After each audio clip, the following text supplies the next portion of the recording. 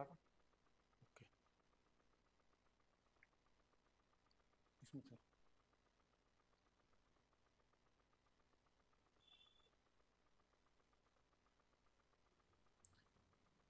Start होगा। ठीक है।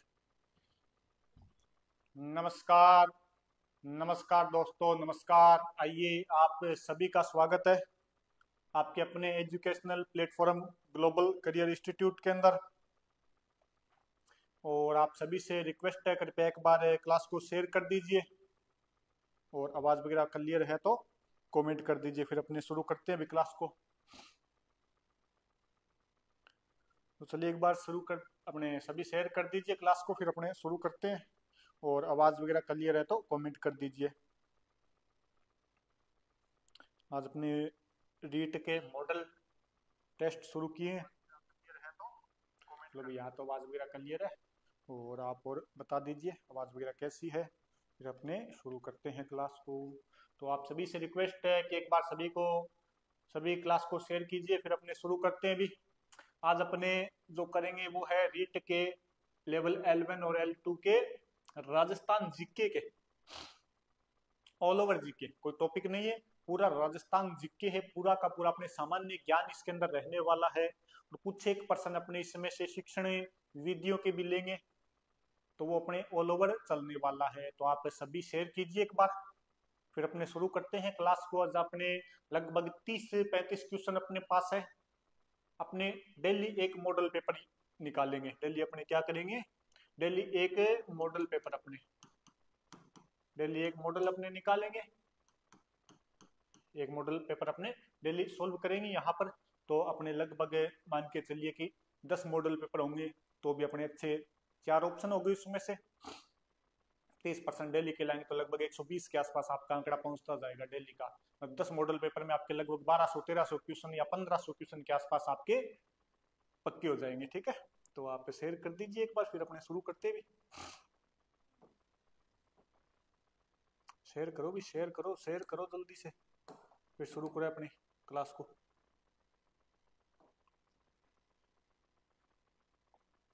करें भी शुरू अपने क्लास को, और आवाज वगैरह क्लियर है तो एक बार कमेंट कर दीजिए, फिर अपने एक बार शुरू कर लेंगे। फिर बार बार बीच में अपने नहीं रुकेंगे जल्दी से। तो आप एक बार शेयर कीजिए क्लास को, फिर अपने शुरू करते हैं। और सभी को जय श्री कृष्णा, राधे राधे। सभी का स्वागत है अपने एजुकेशनल प्लेटफॉर्म के ऊपर। और ये रेगुलर होगी, अगर आप इसको थोड़ा प्रोत्साहन देते हो, आप इसको शेयर करते हो, कंटिन्यूटी बनाए रखते हो, तो आपके लिए कंटिन्यूटी क्लास होगी।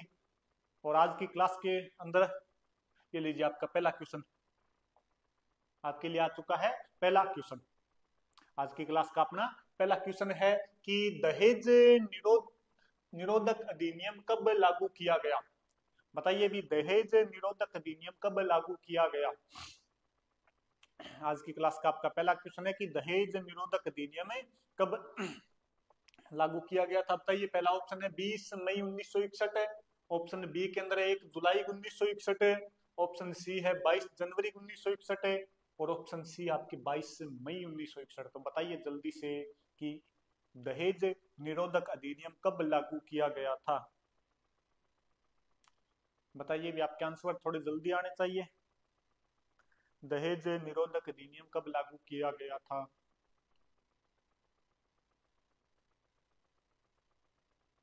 तो अपने जो दहेज निरोधक अधिनियम लागू किया गया है, ये अपने लागू किया गया था 1 जुलाई 1961 को। कब लागू किया जाता है, 1 जुलाई 1961 को। इस दहेज निरोधक अधिनियम में सबसे पहले कहा गया भी जो दहेज लेगा और जो दहेज देगा, उन दोनों को क्या किया जाएगा, अपने कानूनी रूप से अपराधी माना जाएगा। दहेज लेने और दहेज देने वाले दोनों को अपने क्या माना जाएगा, अपराधी। शुरुआत में इसमें 5,000 रुपए का जुर्माना था, बाद में इसमें बढ़ाकर अपने 10-15,000 रुपए का जुर्माना कर दिया गया था। 3 बार इसमें क्या हो चुके हैं, संशोधन। तो अपने पहले प्रश्न का जवाब क्या हो जाएगा, 1 जुलाई 1961 है। अब देखिए, अपने पास इसकी डिस्क्रिप्शन भी है कि दहेज निरोधक अधिनियम 1 जुलाई 1961 को क्या होता है, लागू। दहेज निरोधक अधिनियम कब लागू होता है, 1 जुलाई 1961 को। फिर इसके अंदर ये सदन में कब प्रस्तावित हुआ था, तो सदन में प्रस्तावित होता है 20 मई 1961 को सदन में प्रस्तावित हुआ, राष्ट्रपति जी ने इसको स्वीकृति दे दी थी 22 मई को। और दहेज लेने व देने वाले को यानी शुरुआत की इसके अंदर 6 माह का कारावास और 5,000 रुपए का क्या था, जुर्माना। दहेज लेने और देने वाले को क्या था अपनी शुरुआत के अंदर 6 माह का कारावास और 5,000 रुपए का क्या था, जुर्माना। लेकिन इसके अंदर जो प्रथम संशोधन होता है वो हुआ था 1984 के अंदर। प्रथम संशोधन जो इसके अंदर होता है वो हुआ था 1984 के अंदर। और इस प्रथम संशोधन के अंदर इसके अंदर कहा गया भी अपनी जो सजा है कितने माह की है, 6 माह की। इसको सजा तो कर दी गई थी 5 साल की, सजा कितने की कर दी गई थी, 5 वर्ष की। और जो जुर्माना था वो बढ़ा दिया था आपके 15,000 रुपए कर दिया था। जुर्माना कितना कर दिया गया था, 15,000 रुपए। इसके बाद में 1984 में 1986 में पुनः ये आपके इसके अंदर संशोधन हो जाता है। फिर दूसरा जो संशोधन होता है इसके अंदर वो हुआ था 1986 के अंदर। और इसके अंदर अपनी क्या कर दी गई थी, सजा बढ़ाकर 7 वर्ष कर दी गई कि जो भी कोई दहेज लेता या देता पकड़ा जाएगा उसके लिए सजा कितने वर्ष कर दी गई, 7 वर्ष। तो ये अपने पूरा का पूरा दहेज निरोधक अधिनियम है जो भी आपके सामने है, आप यहाँ से स्क्रीनशॉट भी ले सकते हो इसका। नेक्स्ट चले अपने नेक्स्ट नंबर, क्वेश्चन नंबर 2। ये रहा भी, निम्नलिखित में से संयुक्त परिवार की विशेषता नहीं है। ये क्या पूछ रहा है भी, संयुक्त परिवार की विशेषता क्या नहीं है, संयुक्त परिवार की विशेषता नहीं है। क्वेश्चन नंबर 2 देखिए, ऑल ओवर जीके से अपने कोई एक टॉपिक नहीं है, कोई एक पार्ट नहीं है, पूरा का पूरा जो आपका सिलेबस है, पूरे सिलेबस का जीके वाला पूरा सिलेबस है इसके अंदर, ठीक है। तो निम्न में से कौन सी एक संयुक्त परिवार की विशेषता नहीं है, सहभोजिता। सहभोजिता का मतलब हो गया सभी साथ में भोजन करना, सभी साथ में क्या करेंगे, भोजन। सहभोजिता का मतलब क्या हो गया, सभी साथ में एक ही चूल्हे पर पका हुआ क्या करेंगे, भोजन। तो ये तो संयुक्त परिवार की विशेषता होती है, इसने नहीं है वो पूछा है। बच्चों का समुचित पालन, संयुक्त परिवार के अंदर बच्चों का क्या होता है, समुचित पालन, क्योंकि यहाँ पर आपके दादा दादी, इसके अलावा चाचा चाची, अपने बड़े पापा सभी होते हैं, तो बच्चों के ऊपर अच्छे से ध्यान दिया जाएगा। तो ये भी इसके अंदर क्या हो जाएगा, संयुक्त परिवार की विशेषता है। तीसरा है कि परिवार में अनुशासन एवं नियंत्रण, परिवार का मुखिया एक होता है, इसके अंदर क्या होता है आपके परिवार का मुखिया एक होता है, परिवार का मुखिया क्या होता है, एक होता है। अपने दादाजी होते हैं सभी, और सभी दादाजी के अंदर में काम करते हैं, तो ये अपने अनुशासन के अंदर चलेगा, एक व्यक्ति के नियंत्रण में है। ऑप्शन नंबर 4 है कि स्त्रियों की दुर्दशा। तो ध्यान रखना कि जहां पर संयुक्त परिवार होता है वहां पर ये सभी तीनों तो होंगे, लेकिन स्त्रियों की दुर्दशा देखकर अपने नहीं पता लगा सकते कि ये संयुक्त परिवार है या एकल परिवार है। तो इसमें नहीं वाला पूछा है ऑप्शन नंबर 4। ऑप्शन नंबर 4 आपके लिए बिल्कुल सही हो जाएगा। ऑप्शन नंबर 4 आपके लिए क्या हो जाएगा, सही हो जाएगा। तो सभी एक बार शेयर कीजिए क्लास को, सभी क्या कीजिए, शेयर कीजिए क्लास को। फिर अपने चलते हैं इसके डिस्क्रिप्शन की ओर चले। तो ये देखिए आपके इसमें क्या कहा है, सहभोजिता, यानी कि एक ही चूल्हे पर साझा रसोई पकाई जाएगी और साथ मिलकर भोजन ग्रहण करेंगे। भोजन क्या करेंगे, अपने साथ मिलकर ग्रहण करेंगे। नेक्स्ट अपने सह निवास, सभी सदस्य एक ही घर में रहते हैं। नॉर्मल बात अपने जानते ही कि जो संयुक्त परिवार होता है उसमें सभी सदस्य एक साथ ही निवास करते हैं। बच्चों का समुचित पालन, क्योंकि यहाँ पर बच्चों की क्या होती है, अच्छी देख रेख होती है और बच्चों के अंदर उचित संस्कार, समझ और सीख प्राप्त होती है। बच्चों की क्या होती है, अच्छे से देख रेख होगी, सभी उन्हें अच्छे संस्कार देंगे, अच्छी उनके अंदर सीख प्राप्त होगी, ठीक है। श्रम विभाजन, बड़ा परिवार होता है तो काम सब में विभाजित कर लिया जाता है। श्रम का मतलब काम सब में विभाजित हो जाएगा, छोटे छोटे पार्टों के अंदर डिवाइड हो जाएगा, तो श्रम का क्या हो गया, विभाजन। और परिवार में अनुशासन, क्योंकि परिवार के अंदर जो मुखिया होता है, परिवार का मुखिया, सभी उसकी बातें मानते हैं। तो इस प्रकार से अपने ये सभी क्या है, संयुक्त परिवार की विशेषताएं, संयुक्त परिवार की क्या है, सभी विशेषताएं हैं। चले भी नेक्स्ट, स्क्रीनशॉट वगैरह लेना है तो यहां से ले सकते हो। फिर अपने नेक्स्ट चलते हैं। क्वेश्चन नंबर 3 आपकी स्क्रीन के ऊपर है। क्वेश्चन नंबर 3 है कि राष्ट्रीय सरसों अनुसंधान संस्थान, देखिए सरसों अनुसंधान संस्थान।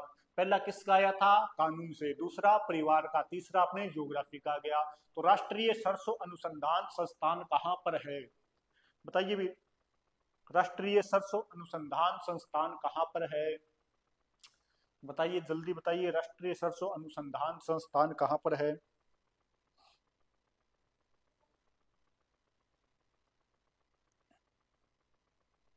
राष्ट्रीय सरसों अनुसंधान संस्थान। आपके आंसर नहीं आ रहे हैं अभी तक। क्लास को शेयर कीजिए और कमेंट बॉक्स के अंदर आंसर दीजिए। ये क्लास आपके लिए बहुत महत्वपूर्ण होने वाली है, आने वाली सभी एग्जाम के लिए, क्योंकि अपने सामान्य ज्ञान तो सभी एग्जाम के लिए महत्वपूर्ण है। तो राष्ट्रीय सरसों अनुसंधान संस्थान कहाँ पर है? शेवरे भरतपुर के अंदर। कहाँ पर है आपके? शेवरे भरतपुर के अंदर। इसके अलावा तबीजी के अंदर क्या है? मसाला अनुसंधान संस्थान। मसाला अनुसंधान संस्थान कहाँ पर है? तबीजी के अंदर अनुसंधान संस्थान मसाला। और बाकी इनकी बात करें कि बाकी आपके अनुसंधान संस्थान कहाँ कहाँ पर मिलेंगे, तो और लिखवा देता हूँ आपको। सबसे पहले अगर बात करें अपने उत्तराखंड के अंदर, तो यहाँ पर आपके भारतीय वन अनुसंधान संस्थान, ये कहाँ पर अपने उत्तराखंड के अंदर।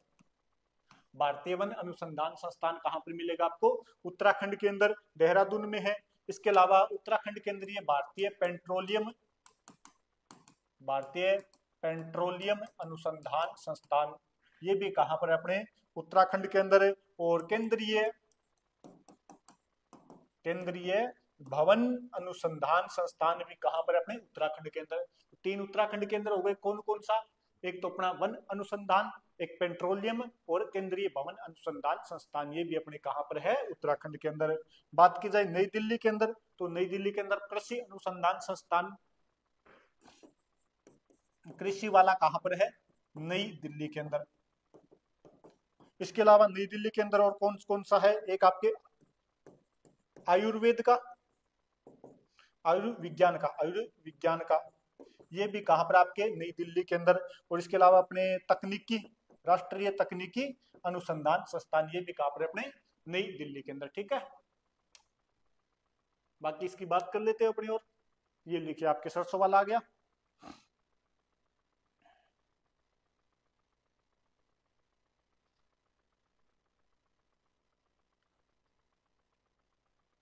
ये अपने सरसों वाला आ गया। ठीक है, तो राष्ट्रीय सरसों अनुसंधान संस्थान जिसकी स्थापना 1953 में की गई, सॉरी 1993 में की गई। और ये राष्ट्रीय सरसों अनुसंधान संस्थान सेवर भरतपुर के अंदर स्थित है। फरवरी 2009 में इस संस्थान को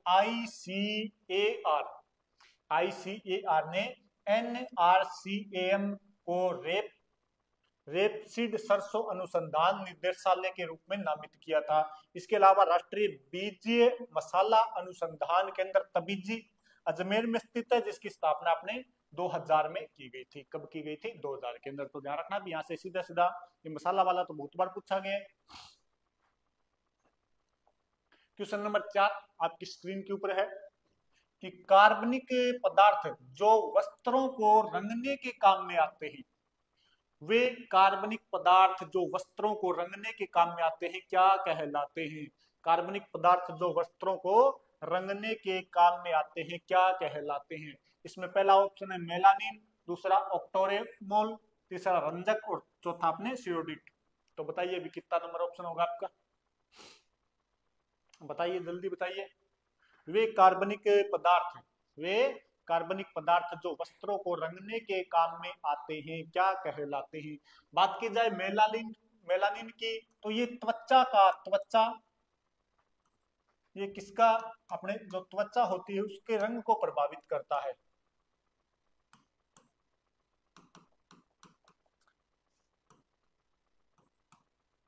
त्वचा का रंग आपके किससे प्रभावित होता है? मेलानिन से। त्वचा के रंग को प्रभावित कौन करता है? अपने मेलानिन प्रभावित करता है। अगर मेलानिन बढ़ जाता है तो क्या होता है? अपने त्वचा का रंग थोड़ा सा अपने डार्क हो जाता है। और अगर इसकी कमी हो जाती है तो बिल्कुल अपने व्हाइट, बिल्कुल व्हाइट हो जाता है, बिना खून वाला बोल देते इसको, ठीक है। और यहाँ पर अपने वो कार्बनिक पदार्थ जो वस्त्रों को रंगने में काम में आते हैं क्या कहलाते हैं, रंजक। तो इसका ऑप्शन नंबर सी सही हो जाएगा। वे कार्बनिक पदार्थ जो वस्त्रों को रंगने के काम में आते हैं क्या कहलाते हैं आपके, रंजक। दिखाई वगैरह सही दे रहा है, बात वगैरह कर लिया है तो कमेंट कर दीजिए भी। चलिए क्वेश्चन नंबर, चलिए इसका फिर आ गया अपने डिस्क्रिप्शन कि रंजक ये मुख्यतः कार्बनिक पदार्थ होते हैं जो वस्त्रों को रंगने के काम में आते हैं, ठीक है। नेक्स्ट है कि अपने नील, नील और एलिज ग्रीन लाल रंग, नील अपने नीला हो गया इनगो, और एलिज नील क्या हो गया अपने लाल रंग। आप बहुत अच्छे से समझाते हो, थैंक यू अजय ठाकुर, स्वागत आपका भी क्लास के अंदर। ये दोनों प्राचीन ज्ञात रंजक है। अगर आ जाए कि प्राचीन ज्ञात रंजक कौन से, तो अपने कौन सा हो गया, एलिनिक और इग्नोल। और इसके अलावा अपने बात की जाए कि चाय की पत्तियां, चाय की पत्ती हो गई, पुदीने की डार्क हो जाता है आपके मेलानिन का अगर मात्रा बढ़ जाएगी तो अपनी त्वचा का रंग डार्क हो जाएगा। पुदीने की पत्तियां और मेहंदी की पत्तियां ये अपने प्राकृतिक रंजक है। प्राकृतिक पौधे, प्राकृतिक पौधे तो इनसे क्या होगा अपने, प्राकृतिक पौधे जिनसे अपने कलर काम में ली जा सकता है। अगर अपने मान लीजिए पुदीने की पत्तियों को कपड़े पर रगड़ेंगे तो क्या हो जाएगा, हरा हो जाएगा, तो वो प्राकृतिक रंग है अपने, ठीक है। और मेलाकाइड हरित, यह ऊन तथा रेशम को रंगने के प्रयुक्त होता है। और कैसा रंग होता है इसका, गहरा हरा रंग होता है, गहरा हरा रंग होता है, ठीक है। तो यहाँ से आप स्क्रीनशॉट ले सकते हो। नेक्स्ट क्वेश्चन नंबर 5 आपकी स्क्रीन के ऊपर है, थैंक यू अजय ठाकुर। मरुस्थलीय आवास के संदर्भ में सत्य नहीं है, यानी गलत पूछ रहा है भी, मरुस्थल के अंदर रहने के लिए अपने को क्या क्या चीजें चाहिए, उससे गलत पूछ रहा है ये। तो पहला है कि मरुस्थलीय क्षेत्रों में कम मात्रा में वर्षा होती है, बिल्कुल सही बात है। जो मरुस्थलीय क्षेत्र होता है यहाँ पर तो वर्षा कम होती है, लेकिन अपने से क्या पूछ रहा है, ये गलत वाला पूछ रहा है, तो ये तो कथन सही हो गया। मरुस्थल में जल की कमी होती है, ये कथन भी बिल्कुल सही है। मरुस्थल में दिन में तापमान उच्च तथा रात में निम्न होता है, ये बात भी अपने बिल्कुल सही है भी। अपने दिन के अंदर गर्मी ज्यादा होती है, रात में ठंड ज्यादा होती है। और चौथा ऑप्शन क्या है, उपयुक्त में से कोई नहीं, उपयुक्त में से कोई नहीं। तो इसमें क्या पूछा है इसने कि मरुस्थल में आवास के संदर्भ में सत्य कथन नहीं है, यानी इसमें गलत पूछ रहा है, और गलत तीनों में से कोई नहीं है। तो अपने ऑप्शन नंबर 4 हो जाएगा। ऑप्शन नंबर क्या हो जाएगा आपके, 4 हो जाएगा। ऑप्शन नंबर कितना हो जाएगा आपके, 4, ठीक है। चले भी नेक्स्ट, ये देखिए मरुस्थलीय आवास की बात की जाए तो आवास कितने प्रकार के होते हैं, 5 प्रकार के। पहला कौन सा, मरुस्थलीय आवास, ये आवासों के क्या है प्रकार, ये आवास के क्या है प्रकार, आवास के प्रकार है। पहला है अपने मरुस्थलीय आवास, दूसरा है पहाड़ी आवास, तीसरा है आपके वन्य आवास यानी जंगलों में, चौथा है ध्रुवीय, ध्रुवीय यानी जहां पर बर्फ गिरती है। पृथ्वी है अपने पूरी की पूरी, इसके जो ध्रुवों के ऊपर, दोनों ध्रुवों के ऊपर, दक्षिण और उत्तरी ध्रुवों के ऊपर जहां बर्फ गिरती है, बर्फीला क्षेत्र होता है, वो ध्रुवीय आवास हो गया। और इसके अलावा अपने घास भूमिय आवास, मैदानी भागों वाले, ये अपने क्या हो गए, मैदानी भागों वाले। 5 प्रकार के आवास हो गए। मरुस्थलीय आवास में वर्षा कम होती है, नॉर्मल सी बात अपने पढ़ ही लिया।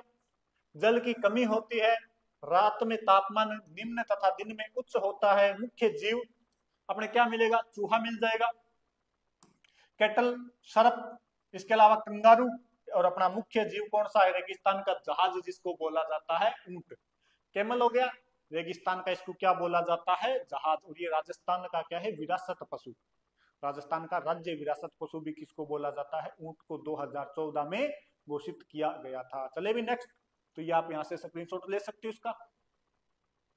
नेक्स्ट है कि क्वेश्चन नंबर 6, केंद्रीय भेड़ अनुसंधान संस्थान, केंद्रीय भेड़ अनुसंधान केंद्रीय संस्थान कहाँ पर स्थित है। क्वेश्चन नंबर 6 केंद्रीय भेड़ अनुसंधान संस्थान के बारे में पूछा है, तो बताइए भी कहाँ पर है। विकार नगर टोंक के अंदर है, वल्लभ नगर उदयपुर में, ये ढूंढलोद होना चाहिए अपने, उल्टा हो गया, ढूंढलोद के अंदर है, झुंझुनू और आपके लुणियावास जयपुर के अंदर। तो बताइए भी क्वेश्चन नंबर 6 का ऑप्शन कितना होगा, बताइए। केंद्रीय भेड़ अनुसंधान संस्थान, केंद्रीय भेड़ और बकरी दोनों एक ही जगह, भेड़ और बकरी आपके दोनों एक ही जगह, तो बताइए केंद्रीय भेड़ अनुसंधान संस्थान कहां पर है? बात की जाए केंद्रीय भेड़ अनुसंधान संस्थान की, तो ये अपने ऑप्शन नंबर 1 सही हो जाएगा, अविकार नगर टोंक के अंदर। और यहीं पर अपने क्या है, प्लस में बकरी अनुसंधान संस्थान भी अपने यहीं पर है, ठीक है। बकरी और भेड़, वल्लभ नगर उदयपुर के अंदर भैंस अनुसंधान संस्थान, वल्लभ नगर उदयपुर में क्या आपकी भैंस अनुसंधान संस्थान है। डूंडलोद के अंदर अपने गर्दभ अभ्यारण्य है, गर्दभ अभ्यारण्य यानी गधों का अभ्यारण्य है। और लुणियावास के अंदर अपने क्या लगता है, गधों का मेला। और गधों का मेला लुणियावास के अंदर कब लगता है, चैत्र कृष्ण अष्टमी को, शीतलाष्टमी के दिन यहाँ पर मेला लगता है गधों का, चैत्र कृष्ण अष्टमी को। तो ऑप्शन नंबर 1 अविकार नगर टोंक के अंदर आपका सही हो जाएगा, भेड़ अनुसंधान संस्थान, ठीक है। ये अपने केंद्रीय भेड़ अनुसंधान संस्थान अविकार नगर टोंक में है। भेड़ और ऊन प्रशिक्षण संस्थान जयपुर में है, ये ध्यान रखना भी अब कि भेड़ और ऊन प्रशिक्षण संस्थान कहां पर है, जयपुर में। भैंस अनुसंधान संस्थान वल्लभ नगर उदयपुर में स्थित है। इसके अलावा केंद्रीय बकरी अनुसंधान संस्थान अविकार नगर टोंक, भेड़ और बकरी एक जगह, गाय और भैंस एक जगह, ध्यान रखना, ठीक है। राजस्थान में पशुधन निःशुल्क दवा योजना की शुरुआत, राजस्थान में पशुधन निःशुल्क दवा योजना की शुरुआत कब की गई थी, आपके 15 अगस्त 2012 से। पशुओं के लिए क्या मिलती है अपने को, निःशुल्क दवा, लेकिन अपने लाते नहीं है। मैगी बनाते बनाते आपकी क्लास से ले रही हूँ पूजा राठौड़, थैंक यू पूजा जी, स्वागत आपका भी। गधों का मेला प्रतिवर्षीय मैंने आपको बता दिया, लुणियावास जयपुर में आयोजित किया जाता है।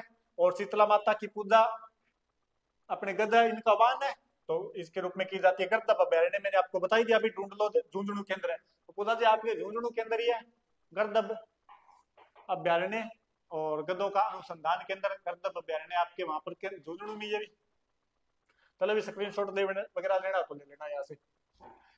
अगला क्वेश्चन है कि निम्न में से राजस्थान का कौन सा जिला सीमेंट उत्पादन के लिए सर्वाधिक महत्वपूर्ण है या सर्वाधिक प्रसिद्ध है। ये सेम क्वेश्चन अपने रीट वाले एग्जाम में था, सेम का सेम। अभी जो रीट परी हुआ है उसके अंदर था ना अपने कि सर्वाधिक सीमेंट उत्पादन की संभावना या सर्वाधिक कहां पर होती है, कहां पर होगी, जहां पर सीमेंट के लिए अपने को कच्चा माल मिलेगा। कच्चा माल क्या होता है, पहाड़, पहाड़ यानी बड़े पत्थर, मिट्टी, पानी, सब चीज मिलनी चाहिए। ऐसी कहां पर मिलेगी, तो वो है चित्तौड़गढ़ के अंदर। कहां पर मिलती है अपने, चित्तौड़गढ़ के अंदर। तो इसका ऑप्शन का उत्तर क्या हो जाएगा अपने, चित्तौड़गढ़। ऑप्शन का उत्तर क्या हो जाएगा, चित्तौड़गढ़, ठीक है। क्वेश्चन इसका डिस्क्रिप्शन देखें तो अपने कि वर्ष 1904 के अंदर भारत में मद्रास में सर्वप्रथम सीमेंट का कारखाना स्थापित किया गया था। भारत के अंदर सबसे पहले सीमेंट कारखाने की बात करें, ऊपर दिखाई दे रहा है ना, ठीक है दिख रहा है। भारत में अगर सीमेंट कारखाने की बात करें तो सबसे पहले कब, 1904 के अंदर, कहां पर, मद्रास के अंदर स्थापित किया गया था। भारत में आंध्र प्रदेश के बाद राजस्थान दूसरा सबसे बड़ा सीमेंट उत्पादक राज्य है, ध्यान कर लेना भाई। सबसे पहला भारत में बड़ा सीमेंट उत्पादक राज्य आंध्र प्रदेश, दूसरा कौन सा है अपना, राजस्थान है। दूसरा कौन सा है, राजस्थान है। राजस्थान में सर्वप्रथम सीमेंट इकाई एसीसी सीमेंट हुआ करती थी 1915 में, और उत्पादन 1917 में। लाखेरी बूंदी, ये क्वेश्चन भी था अपने, ये भी रीट वाले के अंदर था। वो भी था कि सर्वाधिक सीमेंट उत्पादन कहाँ होते, चित्तौड़गढ़ में। पहला कारखाना लाखेरी बूंदी के अंदर स्थापित कब किया गया था, 1915 में। लेकिन सीमेंट बननी शुरू कब होती है, 1917 के अंदर। कौन सी कंपनी, एसीसी कंपनी हुआ करती थी यहाँ पर। इसकी स्थापना क्लिक निक्सन कंपनी द्वारा की गई थी। एसीसी सीमेंट बनती थी अपने, आती थी थोड़े साल पहले तक, आज भी आती होगी उधर। तो राजस्थान में सर्वाधिक सीमेंट उत्पादन चित्तौड़गढ़ में, ये क्वेश्चन था अपना। तो चित्तौड़गढ़ में सर्वाधिक सीमेंट उत्पादन होती है। सवाई माधोपुर में एशिया के सबसे बड़े सीमेंट कारखाने की स्थापना 1953 में की गई थी। 1953 के अंदर जो सवाई माधोपुर वाला भाग था वो किसके अंदर आता था, जयपुर उद्योग लिमिटेड के अंदर है, और उसी की स्थापना की गई थी। लेकिन वर्तमान में इसके ऊपर क्या लगा है, ताला। वर्तमान में क्या इसके ऊपर ताला लगा हुआ है, बंद है ये। तो एशिया का सबसे बड़ा आपके सीमेंट उत्पादन का जो कारखाना था सवाई माधोपुर के अंदर 1953 में स्थापना की गई थी। वर्तमान में क्या है, लोक है। ठीक है, चले आगे। यहाँ से आपके बहुत सारे क्वेश्चन आने वाले, आप स्क्रीनशॉट ले सकते हो। हाँ जो भी पूछा जी आपके लिए आ गया क्वेश्चन, महिलाओं द्वारा पिपल पन्ना और चेलकड़ी आभूषण कहाँ पहना जाता है, बताइए भी। महिलाओं के आभूषण आ चुके हैं, तो कौन सा है, एक तो आपके पिपल पन्ना और दूसरा कौन सा है अपने छेलकड़ी आभूषण कहाँ पहना जाता है, बताइए भी जल्दी बताइए। महिलाओं के आभूषण है तो आप ही बताओगे, महिला वर्ग सक्रिय हो जाए इसके अंदर। वैसे ध्यान तो पुरुषों को भी होते हैं, वो बेचारा लाते लाते रह जाता है। पहला ऑप्शन है नाक के अंदर, तो नाक के अंदर कौन सा आभूषण पहना जाता है, बेसरी। इसके अलावा कोका। इसके अलावा क्या पहना जाता है नाक के अंदर, चौंप। चौंप आभूषण है वो नाक के अंदर पहना जाता है। बाकी लूंग कांटा ये सभी हो गए। बेसरी थोड़ा ध्यान कर लेना, ठीक है, बेसरी एग्जाम के अंदर आता है। कान के अंदर क्या पहना जाता है, कान के अंदर पहना जाएगा आपके पीपल पत्ता बोला जाता है वैसे तो इसको, पीपल पन्ना पीपल पत्ता। इसके अलावा अपने छेलकड़ी, ये आभूषण किसके हैं, कान के। तो पीपल पन्ना और छेलकड़ी किसके हो गए, कान के आभूषण हो गए। ये आपका ऑप्शन नंबर बी इसके अंदर सही हो जाएगा। फिर अपने इसका डिस्क्रिप्शन देखें तो आगे अपने कान के मुख्य आभूषण, अब इतने सारे है, कौन सा ही देख लो। कर्णफूल, एरंग पत्तो, ओगणियों, कुड़कली, कोकरू, ये अपने टोंटी। इसमें थोड़ा महत्वपूर्ण ध्यान रखना, गूदड़ो। गूदड़ो आभूषण थोड़ा महत्वपूर्ण ध्यान रखना। गूदड़ो आभूषण कहाँ का है, कान का। गूदड़ो बिछाने वाला नहीं है, ये बिछाने वाली गूदड़ी न करके अपने कान का एक आभूषण है। इसके अलावा बहुत सारे दे रखे, अपने पीपल पन्ना दे रखा, तो ये आई गए। इसके अलावा अपने गले के आभूषण, गले के आभूषण के अंदर तुलसी, पोत, आंसली, आकरे, आलरो, इसके अलावा छेड़ियों। और इसमें जो महत्वपूर्ण आभूषण है वो आपकी तिमणिया, बजटी, चंपाकली, बगड़ी, मादलियों, चंद्रहार, कृष्णहार, कंठहार, मंगलसूत्र, ये सभी अपने किसके हो गए, गले के आभूषण। नाक के मुख्य आभूषणों में क्या आ जाएगा, वारी, खीवण, बुलाक, बेण, बारी, बेस्तर, नथ, नथ बिजली, कांटा, चुन्नी, चौंप, बोंगली, भंवरकड़ी इत्यादि आभूषण अपने किसके हो गए, नाक के। बात की जाए पैर के मुख्य आभूषणों की, तो इसमें पैर में अपने एक तो हिराना में ध्यान रखना भी, ठीक है। और तो इसमें नॉर्मल आते हैं, पाजे वगैरह जानते ही हो। एक टणको, फोलरी, लंगर, आंवला, तेदड़, ये सभी अपने पैर के आभूषण हो जाएंगे। तो जल्दी से यहाँ से क्या ले सकते हो आप, स्क्रीन शॉट ले लो, स्क्रीन शॉट ले लो यहाँ से। फिर आगे चलते हैं। नेक्स्ट अपने प्रसिद्ध मंदिर सोनी जी की नस्या के मुख्य कक्ष को श्रवणगिरी का नाम दिया गया। ये लाइन तो अपने को बुलाने के लिए, और सीधा पूछा है कि मंदिर किस जिले में है। सोनी जी की जो नस्या मंदिर है किस जिले में है। ऑप्शन नंबर 1 है अलवर, दिखाई दे रहा है अलवर। ऑप्शन नंबर 2 है बीकानेर, ऑप्शन नंबर 3 है अजमेर, ऑप्शन नंबर 4 है चूरू। तो बताइए भी सोनी जी की जो नस्या है, सोनी जी की नस्या ये किस जिले में स्थित है, बताइए भी किस जिले के अंदर सोनी जी की जो नस्या है। ये अपने एक जैन मंदिर है, कैसा मंदिर है, जैन मंदिर, जैन मंदिर है। इसका निर्माण अपने टिक्कमचंद सोनी और मूलचंद सोनी द्वारा करवाया गया था, और 19वीं शताब्दी में इसका निर्माण होता है। जैन मंदिर है, कैसा मंदिर है, अपने जैन मंदिर। कहाँ पर स्थित है, अजमेर के अंदर, लाल पत्थर से बना हुआ है। इसके अंदर एक कमरा है, एक मंदिर अपने टाइप में मान सकते हैं, एक मुख्य कक्ष है जिसके अंदर थोड़ा सोने का काम किया गया है। तो नाम क्या हो गया उसका, स्वर्ण नगरी। और वैसे सोनी मतलब सुंदारों ने इसका निर्माण करवाया था, तो सोनी जी की नस्या के नाम से जाना जाता है। इसका जो प्रवेश द्वार है वो लाल पत्थर से बना हुआ है। सोनी जी की नस्या है अपनी, सोनी जी की नस्या, ये सोनी जी की नस्या के बारे में। इसका प्रवेश द्वार कैसा है, लाल पत्थर से बना हुआ, अंदर संगमरमर की दीवारें बनी हुई है जिस पर काष्ठ की आकृतियां तथा शुद्ध स्वर्ण पत्रों से जैन तीर्थंकरों की छवियां बनी हुई। जैन मंदिर है, सोने के पत्तों से इसके अंदर क्या बनी हुई अपनी जैन तीर्थंकरों की छवि बनी हुई, आकृति बनी हुई है। इस मंदिर में मुख्य कक्ष है स्वर्णगिरी मुख्य कक्ष है, जिसके अंदर अपने जैन तीर्थंकरों की क्या बनी गई है, अपनी छवि यानी मूर्ति बनाई गई है। ठीक है, तो ध्यान कर लेना भी है, कोई क्वेश्चन उठा के पूछ लेगा सीधा सा। नेक्स्ट है क्वेश्चन नंबर 10 आपके कि हवा महल का निर्माण आमेर के किस शासक द्वारा करवाया गया। बताइए, क्वेश्चन नंबर 10 आपके सामने है कि हवा महल का निर्माण आमेर के किस शासक द्वारा करवाया गया। हवा महल का निर्माण आमेर के किस शासक द्वारा करवाया गया था, बताइए।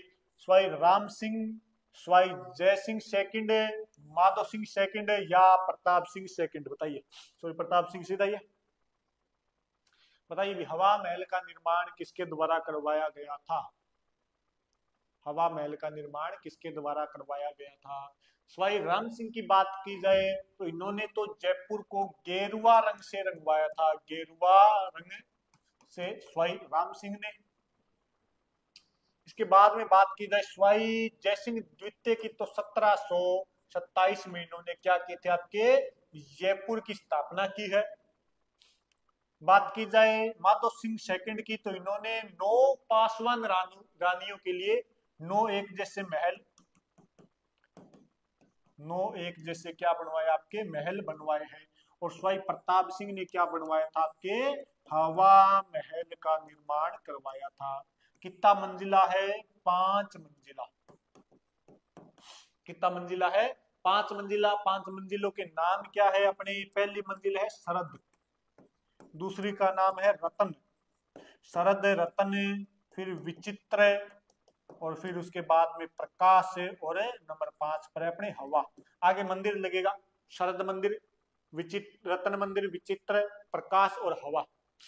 पहले शरद को अपने प्रताप के नाम से भी जाना जाता है। तो ये पूरा का पूरा अपने हवा महल स्वाई राम सिंह आपके प्रताप सिंह द्वारा बनवाया गया था 1799 के अंदर जयपुर के अंदर। ठीक है, हवा महल कहां पर है, अपने जयपुर के अंदर। हवा महल कहां पर है, अपने जयपुर के अंदर स्थित है।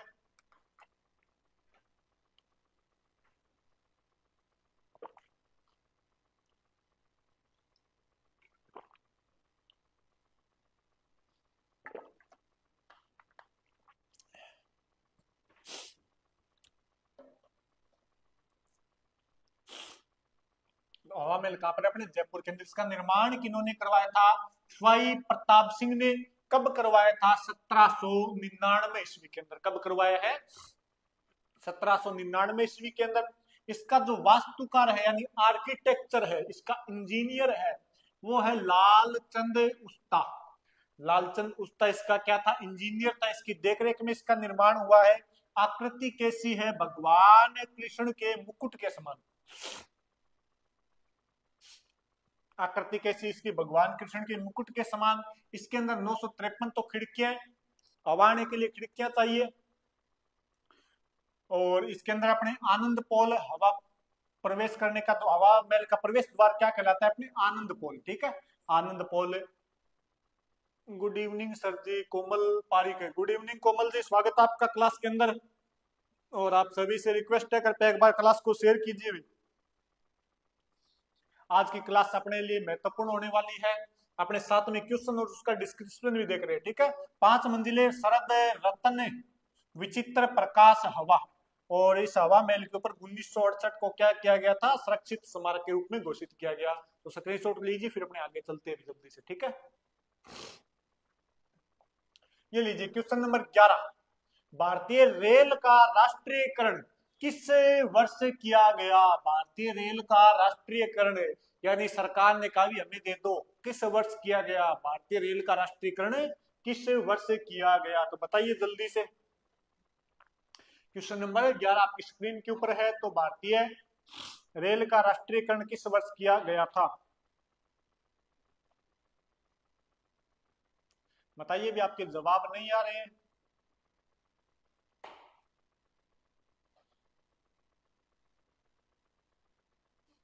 बात की जाए भारतीय रेल के राष्ट्रीयकरण की, तो ये किया गया था 1951 के अंदर है।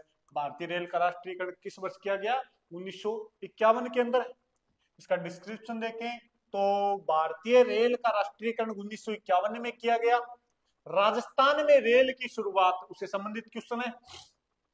राजस्थान में रेल की शुरुआत अप्रैल 1874 को बांदीकुई दौसा से आगरा फोर्ट के मध्य की गई थी। मतलब दौसा से आगरा के मध्य रेल चलाई जाती है 1874 के अंदर। वो अपने राजस्थान की क्या थी, पहली रेल थी। राजस्थान की पहली रेल 1874 आगरा से बांदीकुई यानी दौसा के मध्य, ठीक है।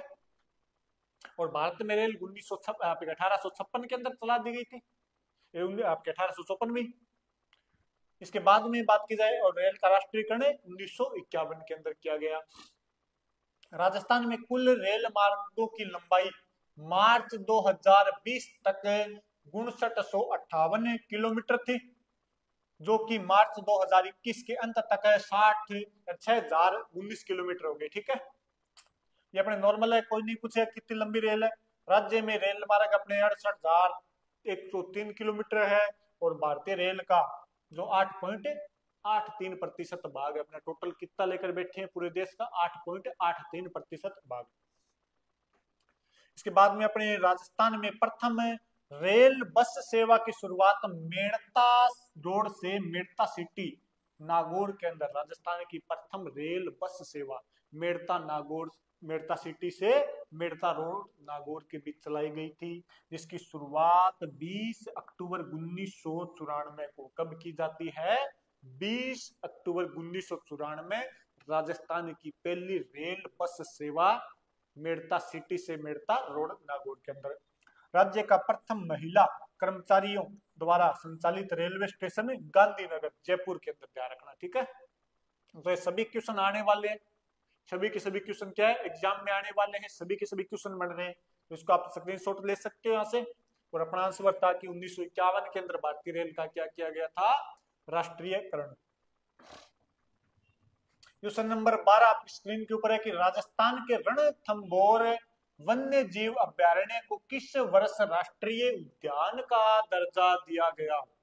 कि अपना जो राष्ट्रीय रणथंभौर वन्य जीव अभ्यारण्य है, इसको उद्यान का दर्जा या राष्ट्रीय उद्यान का दर्जा किस वर्ष दिया गया था, किस वर्ष इसको राष्ट्रीय उद्यान बनाया गया था। तो जल्दी बताइए, भी आपके ऑप्शन आने, आपके उत्तर आने चाहिए इधर, बताइए भी जल्दी बताइए, राष्ट्रीय उद्यान का दर्जा किस वर्ष दिया गया था, अभ्यारण्य का दर्जा किस वर्ष दिया गया था, ये भी बता सकते हो।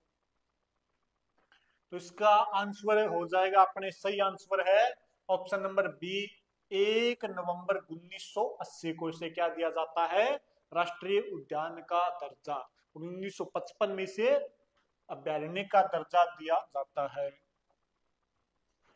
रणथंभौर राष्ट्रीय उद्यान कहाँ पर स्थित है, सवाई माधोपुर के अंदर। कहाँ पर है, अपने सवाई माधोपुर के अंदर स्थित है। और बात की जाए इसकी स्थापना होती है 1955 के अंदर, यानी अभ्यारण्य कब बना है, 1955 के अंदर। राष्ट्रीय उद्यान 1 नवंबर 1956 को राष्ट्रीय उद्यान का दर्जा मिलता है इसको। राजस्थान का ये क्या है, पहला राष्ट्रीय उद्यान, पहला राष्ट्रीय उद्यान कौन सा है, अपने राजस्थान का। राष्ट्रीय अपने रणथंभौर राष्ट्रीय उद्यान बाघों के लिए प्रसिद्ध है, किसके लिए, बाघ, अपने टाइगर के लिए प्रसिद्ध है। बात की जाए इस राष्ट्रीय उद्यान में भालू, चीता, नीलगाय, सांबर, मगरमच्छ व बघेरे भी पाए जाते हैं। बाघ के लिए प्रसिद्ध है, लेकिन और जानवर भी पाए जाएंगे। दार्शनिक स्थल क्या है, रणथंभौर सवाई माधोपुर में है। जोगी महल, त्रिनेत्र गणेश मंदिर है, तीन नेत्र किसके है, शिव जी के, लेकिन यहाँ पर किसके, अपने गणेश जी के भी 3 नेत्र है। पद्म तालाब, मलिक तालाब, गिलोई सागर है, राजबाग तालाब है और लाभपुर झील इस राष्ट्रीय अभ्यारण्य के अंदर अपने दार्शनिक स्थल होने वाले हैं, ठीक है। तो ये अपना पूरा का पूरा क्या हो गया, रणथंभौर राष्ट्रीय उद्यान 1955 में बनता है, 1980 में इसको राष्ट्रीय उद्यान का दर्जा दिया गया था। नेक्स्ट क्वेश्चन आपके कि question number 13, Jim Corbett Hailey National Park के संदर्भ में असत्य कथन का चयन कीजिए। गलत कथन बताना इसके अंदर कि यह भारत का पहला राष्ट्रीय पार्क है, यह भारत का प्रथम टाइगर रिजर्व है, यह राष्ट्रीय पार्क उत्तराखंड राज्य के नैनीताल जिले में स्थित है, इस राष्ट्रीय पार्क से होकर चंबल नदी गुजरती है। तो बताइए इसमें से कौन सा ऑप्शन गलत होगा, जल्दी बताइए भी। इसमें से अपने को क्या बताना है, गलत वाला बताना है। इसने क्या पूछा है, असत्य कथन का चयन कीजिए। तो बताइए इनमें से कौन सा असत्य कथन होगा कि यह भारत का पहला राष्ट्रीय पार्क है। ये कथन तो बिल्कुल सही है, ये अपने भारत का पहला राष्ट्रीय पार्क यही है। ये यहाँ पर पहली टाइगर प्रोजेक्ट, पहला टाइगर रिजर्व यही है अपने। उत्तराखंड के नैनी और रामगंगा नदी निकलती है, नदी कौन सी निकलती है इसमें से, रामगंगा। जो गंगा नदी की सहायक नदी रामगंगा, यहाँ से क्या गुजरती है अपने, नदी भी यहीं से गुजरती है। तो नदी रामगंगा गुजरती है तो चंबल कहाँ आ जाएगी, चंबल जो नदी है ये तो अपने राजस्थान से गुजरती है।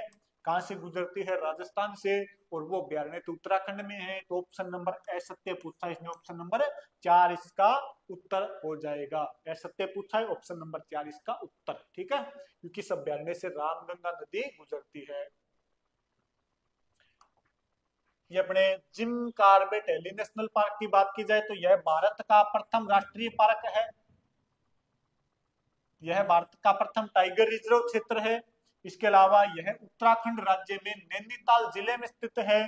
इससे रामगंगा नदी गुजरती है। और इस राष्ट्रीय पार्क का पुराना नाम है ली नेशनल पार्क। कैलाश सांकला को tiger man of the India के नाम से भी जाना जाता है। तो टाइगर मैन किसको कहा जाता है, कैलाश सांकला को। टाइगर मैन किसको कहा जाता है, अपने कैलाश सांकला को। तो ये ध्यान कर लेना भी, ठीक है। और इनकी बुक कौन सी, एक तो टाइगर, एक टाइगर रिटर्न। टाइगर रिटर्न और टाइगर नाम की दो इनकी क्या है, पुस्तकें हैं कैलाश सांकला की, ये भी ध्यान कर लेना। नेक्स्ट है कि भ्रूण को पोषण देने का कार्य करती है। क्वेश्चन नंबर 14 है कि भ्रूण यानी जो माता के गर्भ में बालक होता है वो अपने क्या हो गया, भ्रूण।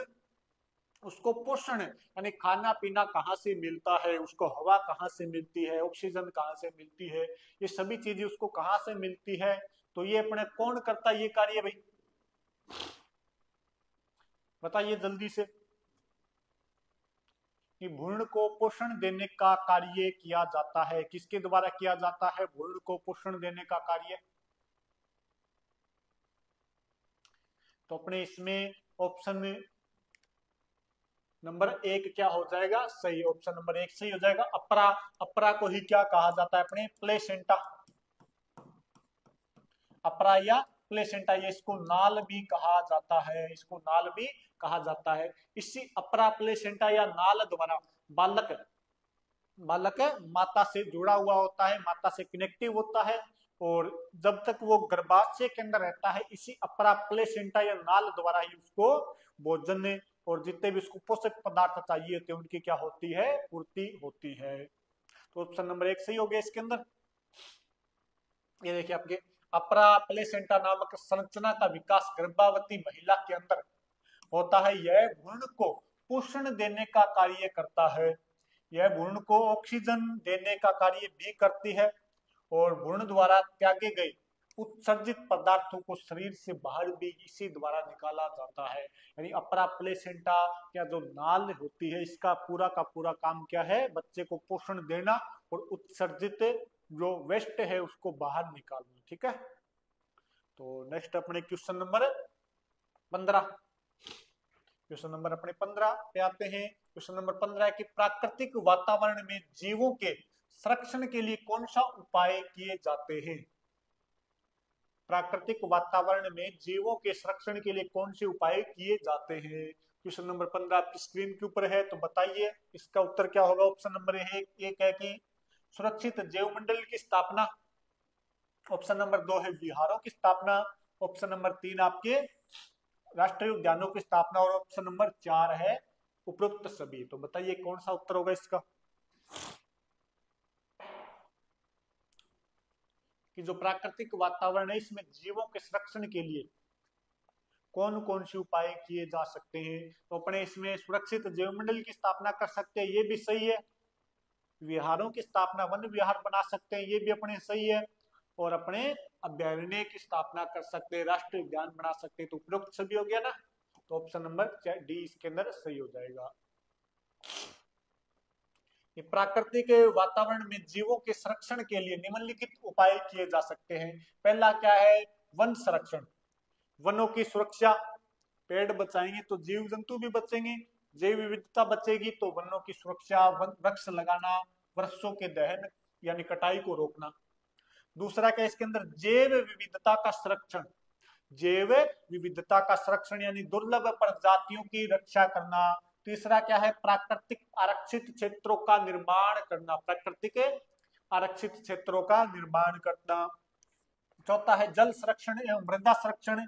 और नंबर 5 पर है वन्य जीवों के अवैध व्यापार को रोकना, यानी जीवों को अपने, जैसे हाथी को उसके दांत के लिए, गेंडे को उसके सींग के लिए, बाघ को उसकी खाल के लिए मार दिया जाता है, उनका व्यापार किया जाता है, तो उसको रोकना।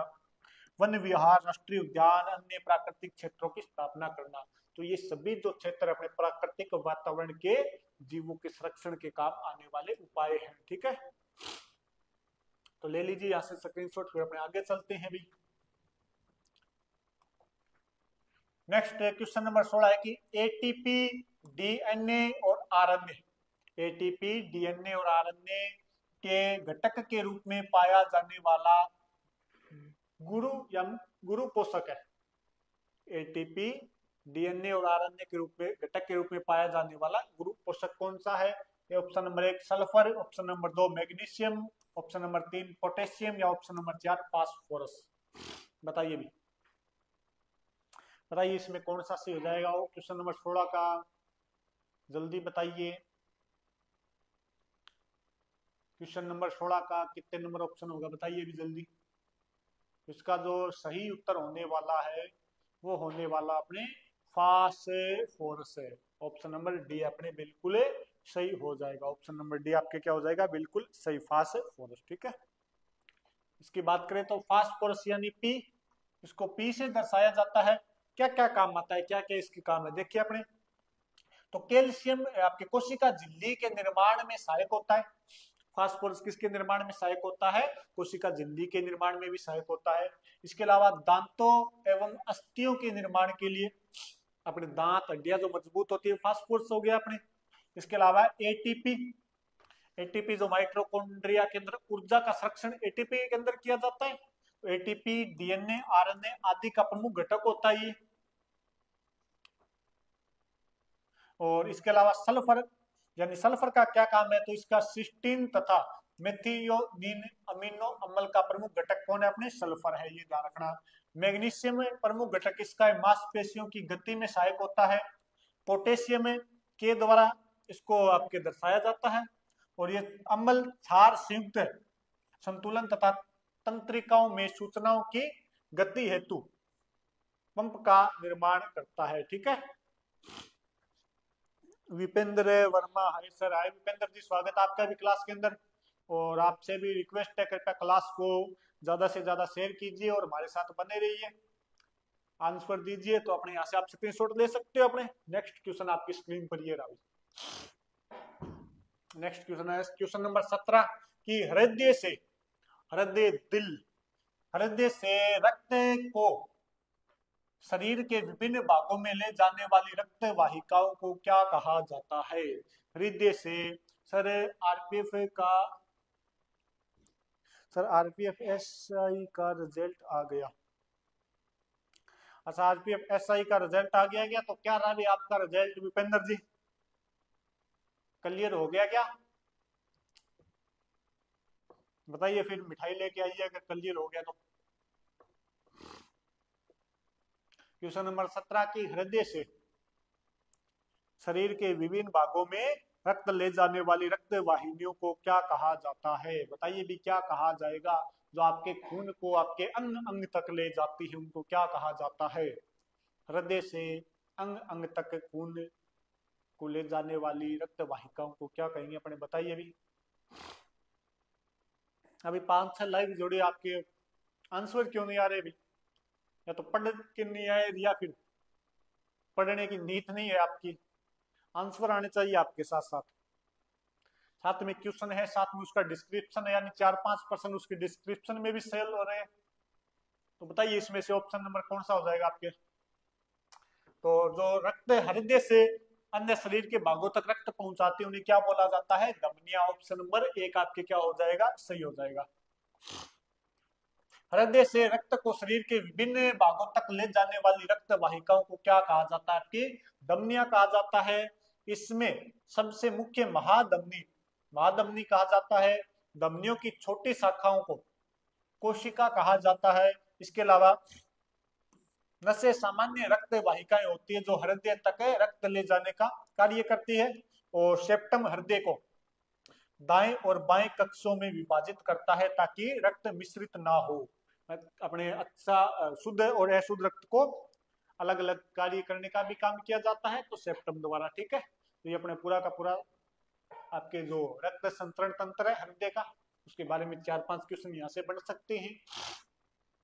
आप सभी से रिक्वेस्ट है करके एक बार क्लास को शेयर कीजिए। तो अपने चलते हैं आपके लिए नेक्स्ट क्वेश्चन आपकी स्क्रीन के ऊपर ये रहा। क्वेश्चन नंबर 18 है, हीमोग्लोबिन में आयरन की ऑक्सीजन अवस्था Fe+3 होगा। यहाँ पर आपके Fe, यहाँ पर क्या आपके Fe+3। ठीक है, Fe+3 हो जाने पर उसे क्या कहा जाता है?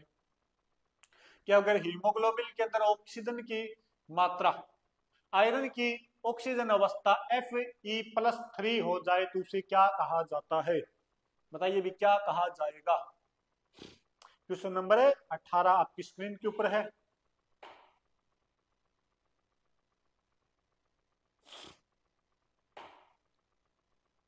क्या कहा जाएगा बताइए भी। क्वेश्चन नंबर 18 है आपकी स्क्रीन के ऊपर। एनीमिया तो अपने खून की बीमारी हो गई तो इसको कहा जाता है आपके ऑप्शन नंबर बी सही हो जाएगा, मेट हीमोग्लोबिन। क्या कहा जाता है? मेट हीमोग्लोबिन कहा जाता है इसको। ऑप्शन नंबर बी आपके लिए सही हो जाएगा। फ्लोरोसिस अपने फ्लोराइड से होने वाला रोग हो गया। चलिए इसके बारे में अपने देखते हैं। ये आपके कि हीमोग्लोबिन में आयरन की ऑक्सीकरण अवस्था में फेरिक हो जाने पर उसे मेट हीमोग्लोबिन कहा जाता है। क्या कहा जाता है? आपके मेट हीमोग्लोबिन कहा जाता है। यह हीमोग्लोबिन का एक रूप है जो ऊतकों तक ऑक्सीजन ले जाने में असमर्थ होता है। क्या होता है? असमर्थ होता है, यानी ऊतकों तक ऑक्सीजन नहीं पहुंचाएगा। जब रक्त में मेट हीमोग्लोबिन की मात्रा सामान्य से अधिक हो जाती है तो इसे मेट हीमोग्लोबिनियम कहा जाता है।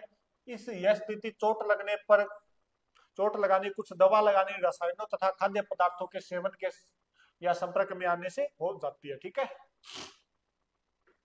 तो ये अपने पूरा मेट हीमोग्लोबिन के बारे में अपने देख लिया और हीमोग्लोबिन के बारे में देख लिया। तो आप यहाँ से क्या ले सकते हो? स्क्रीनशॉट। फिर अपने आगे चले भी। Question number 19।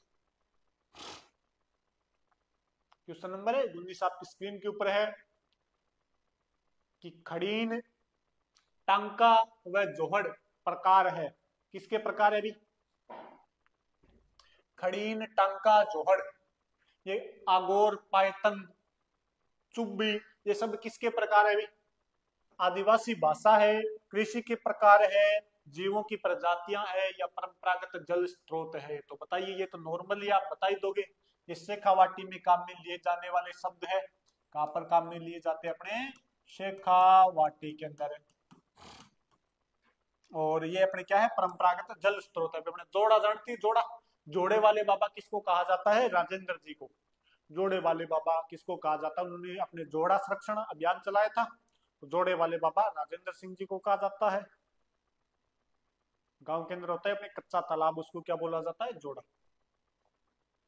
परंपरागत जल संरक्षण की विधि, ये विधि में झालरा, खड़ीन, टांका, जोहड़, नाडी, आगोर, टोबा, बावड़ी, कुई, तालाब और झीलें शामिल होती है। ये तो सभी क्या अपने परंपरागत, ये तो क्या है? परंपरागत, जो प्राचीन समय से चले आ रहे जल संरक्षण के उपाय। और अगर आ जाए आधुनिक के अंदर तो रेन वाटर हार्वेस्टिंग, वर्षा जल संग्रहण। वर्षा जल संग्रहण हो जाएगा। अपने जो वर्षा का जल होता है उसको इकट्ठा करो और अपने काम में ले लो। तो वो तो क्या हो गया? आधुनिक जल संरक्षण की विधि, रेन वाटर हार्वेस्टिंग। और अगर बात की जाए अपने प्राचीन की, उसमें सभी आ जाएंगे। अपने जोड़ा हो गया, कुई, कुआं, तालाब, बावड़ी, ये सभी इसके अंदर शामिल हो जाएंगे। ठीक है, तो यहाँ से आप स्क्रीनशॉट ले सकते हो, फिर अपने आगे चले भी। नेक्स्ट क्वेश्चन नंबर 20 है कि राजस्थान में निम्नलिखित में से कौन सा एक बालू का स्तूप का प्रकार नहीं है। राजस्थान के अंदर क्या पाई जाती है, बालू का स्तूप। इनमें से कौन सा एक है जो बालू का स्तूप का प्रकार नहीं है, बालू का स्तूप का प्रकार नहीं है। तो बरखान बालू का स्तूप होता है भी, बरखान एक प्रकार का क्या है, बालू का स्तूप है। नेबखा जो झाड़ियों के पीछे बनते हैं, बरखान अपने चलते हैं, दोनों तरफ सिंग होते हैं इनके।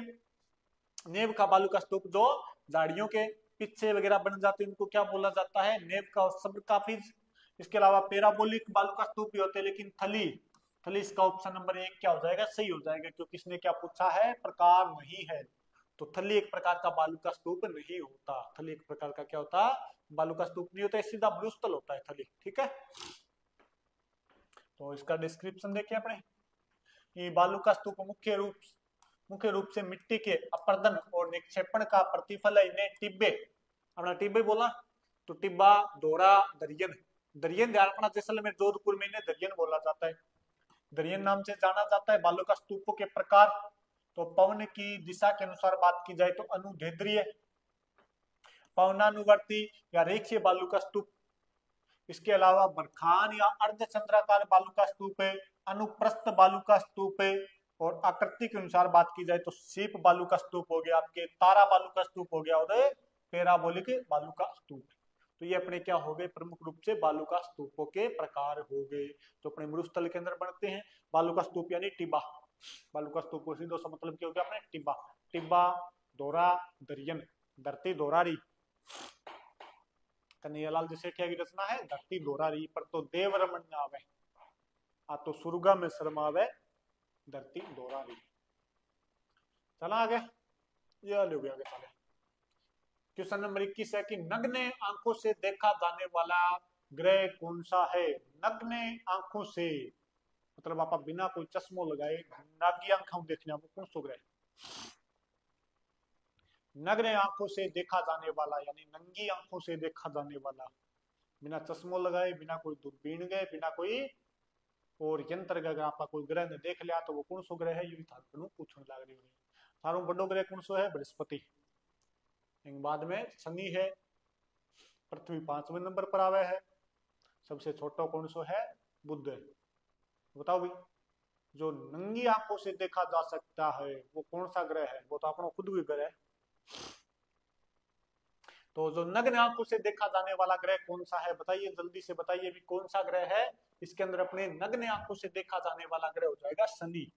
कौन सा ग्रह है, शनि अपने नग्न आंखों से देखा जा सकता है। क्यों देखा जा सकता है, क्योंकि शनि के चारों ओर क्या पाई जाती है, वलय रिंग, वलय या इसके चारों ओर क्या पाई जाती है, आपके रिंग, गुंठी पहन रखी है इसने, रिंग पाई जाती है, अंगूठी नुमा इसके चारों ओर संरचना पाई जाती है। तो आपके ऑप्शन नंबर है कितना हो जाएगा, सी, यानी शनि वाला सही हो जाएगा। ठीक है, कंफ्यूज मत हो जाना कि बृहस्पति बड़ा है तो वो दिख जाएगा, वो दिखाई नहीं देगा, आपके शनि दिखाई देता है, शनि वैसे ही दिख ही जाता है, किसी के शनि आ जाता है सब कुछ दिख जाएगा ना, तो शनि यहाँ पर आपके ऑप्शन नंबर सी सही हो जाएगा। शनि नग्न आंखों से देखा जाने वाला सबसे दूर का और है, ये भी ध्यान रखना। यह बृहस्पति के बाद दूसरा सबसे बड़ा ग्रह, इसमें बृहस्पति की तरह सफेद अंडाकार और पट्टीनुमा हल्के और घने बादल बने होते हैं। इसके अंदर अपने बादल से या निवल्ले रिंग बनी होती है चारों तरफ। इसका उपग्रह टाइटन, टाइटन होना चाहिए, इसमें टाइगर है क्या, टाइटन हो मेरे हिसाब से, जिस पर नाइट्रोजन वाला वायुमंडल पाया जाता है। इसकी वल्य अवस्था सबसे महत्वपूर्ण है। रिंग, रिंग वाला ग्रह भी बोला जाता है, इसको तो ध्यान रख लेना भी। ठीक है, शनि की 4 बातें स्क्रीनशॉट दोगे क्या, ले लो जल्दी से, ले लिया वो इतने में। पूर्णा मालावत का संबंध किससे है, ये जब मैंने आपको ईवीएस वाले नोट्स करवाए थे उसके अंदर स्पष्ट लिखा था। पूर्णा मालावत, पूर्णा मालावत का संबंध किससे है भी, क्रिकेट से या पर्वतारोही है या बास्केटबॉल से है या नौकायन से है।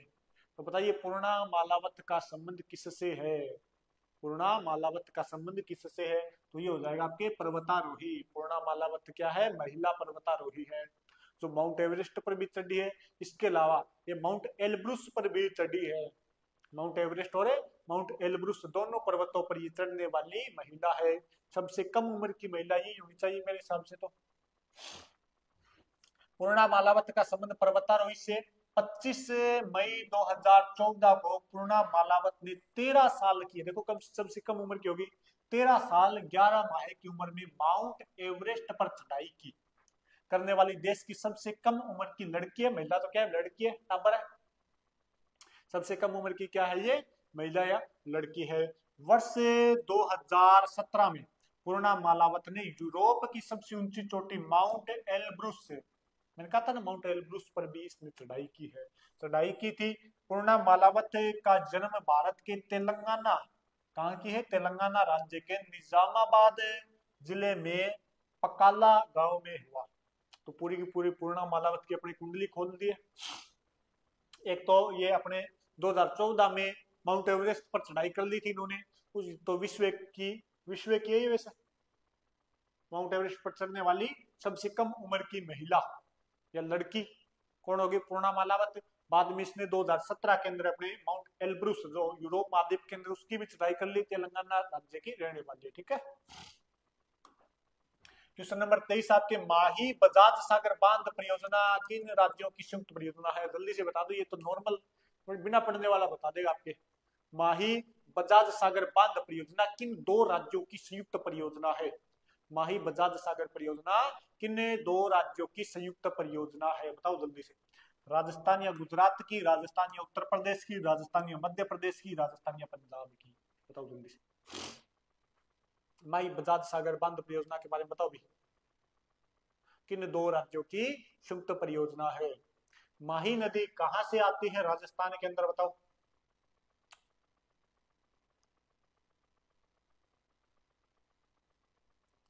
अपने राजस्थान और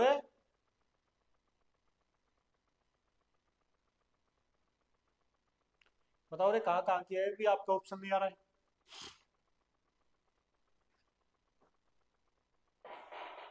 राजस्थान और गुजरात की संयुक्त परियोजना है, कहाँ कहाँ की है, राजस्थान और गुजरात की संयुक्त परियोजना है। 1959-60 में इसकी क्या होती है, आपकी शुरुआत होती है। ऑप्शन नंबर आपके एक सही हो जाएगा, ठीक है। माई बजाज सागर 1900, ये अपने माई बजाज सागर परियोजना को 1959-60 में आरंभ किया गया था। यह राजस्थान और गुजरात की संयुक्त परियोजना है, किसकी है, राजस्थान और गुजरात की संयुक्त परियोजना है। राजस्थान का हिस्सा इसके अंदर 45% है और गुजरात का 55 हो गया। इससे बनने वाली विद्युत 100% राजस्थान को प्राप्त होती है, तो ध्यान कर लेना। राजस्थान का हिस्सा तो कितना है, 45, लेकिन इससे जितनी बिजली बढ़ेगी वो सारी की सारी अपन लेना अपने राजस्थान की है। इस परियोजना का सर्वाधिक लाभ बांसवाड़ा में, क्योंकि बांसवाड़ा के अंदर माही बजाज सागर बांध परियोजना चलाई गई है, वहीं पर उसका बांध बना हुआ है, जो राजस्थान का सबसे लंबा बांध है। राजस्थान का क्या सबसे लंबा बांध, माही बजाज सागर बांध। इसका उद्देश्य दक्षिणी राजस्थान के आदिवासी बहुल क्षेत्रों में माही नदी के जल का उपयोग पेयजल, सिंचाई और विद्युत के रूप में करना है, उधर अपने पानी को काम में लेना है। और इस योजना का नामकरण स्वतंत्रता सेनानी जमनालाल बजाज के नाम पर किया गया, उधर नाम चेंज कर दिया इसका, जमनालाल बांध परियोजना, ठीक है, बजाज परियोजना। माही नदी पर बांध बनाकर, माही नदी पर बांसवाड़ा में कागदी पिकअप बांध, दूसरा कौन सा बांध है, कागदी पिकअप बांध, तथा गुजरात में माही नदी पर कडाना बांध बनाया गया, यानी माही नदी के ऊपर कितना बांध हो गया, 3। पहले कौन सा है, अपने माई बजाज सागर, दूसरो कडाना बांध कड़ा है अपने गुजरात के अंदर, और एक आपने पिकअप कागदी पिकअप बांध अपने बांसवाड़ा के अंदर जाने, ठीक है। चला गया हो गए पूरा फोटो वाटो खींच नहीं था, पड़को मार लो। क्वेश्चन नंबर 24, क्वेश्चन नंबर 24 है कि पर्वत पर्यावरण अध्ययन की प्रकृति, ये आपने भी आ गया, शिक्षण विधि आ गई, क्या चुकी है, शिक्षण विधि। तो आ जाओ फिर। पर्यावरण अध्ययन की प्रकृति यह बताती है कि बच्चों को खोजने और जानने के लिए बहुत सारे अवसर मिलते हैं। समा समाकलित समाकलित पर्यावरण अध्ययन बालक का किस रूप से विकास करता है, तो जल्दी से बताओ, समाकलित पर्यावरण अध्ययन है वो बालक का किस रूप में विकास करता है, दिखा कौन, तो ये लो, ज्ञानात्मक, भावात्मक, क्रियात्मक या उपयुक्त सभी, बताओ। ज्ञानात्मक, भावात्मक, क्रियात्मक या उपयुक्त सभी, जल्दी से बताओ कि समाकलित पर्यावरण अध्ययन है वो बालक का विकास किस रूप में करता है, जल्दी से बताओ। इसमें बालक का ज्ञानात्मक विकास भी होगा, बालक का भावात्मक विकास भी होगा और बालक का क्रियात्मक विकास भी होगा। तो इसमें उपयुक्त सभी सही हो जाएगा। ऑप्शन नंबर 4 यानी ऑप्शन नंबर डी अपने बिल्कुल सही होने वाला है। ठीक है, चले भी आगे। ऑप्शन नंबर डी अपने बिल्कुल सही है। तो ये लो, समाकलित पर्यावरण अध्ययन, आपने शब्द दे रखा था ना, समाकलित पर्यावरण अध्ययन बालक को उसके ज्ञानात्मक, क्रियात्मक और भावनात्मक रूप से विकसित करता है या उसका विकास का आयाम है। समाकलित पर्यावरण अध्ययन बालक को बहुआयामी रूप से विभिन्न विषयों को एक साथ संयोजित कर अधिगम प्राप्त प्रदान करता है। सारा ने मिला के इकट्ठो कर दे, वो क्या हो गया समाकलित, यानी सब ने मिला लेना, ज्ञानात्मक भी आ गया, भावात्मक भी आ गया, क्रियात्मक भी आ गया।